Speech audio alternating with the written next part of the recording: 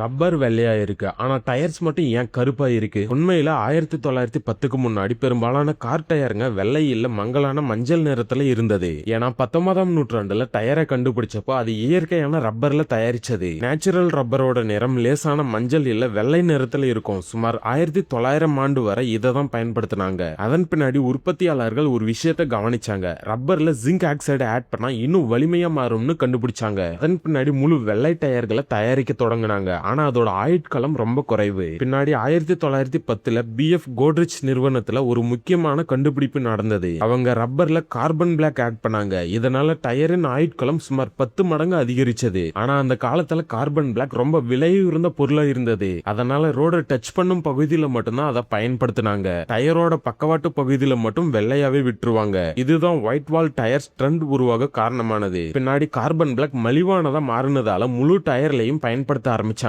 காலப்போக்குல கருப்பு வெள்ளை டயர்ஸ் கொஞ்சம் கொஞ்சமா குறைஞ்சு லாஸ்ட்ல இப்ப நம்ம பார்க்கும் ஃபுல் பிளாக் டயர்ஸ் மட்டுமே நிரந்தரமானது.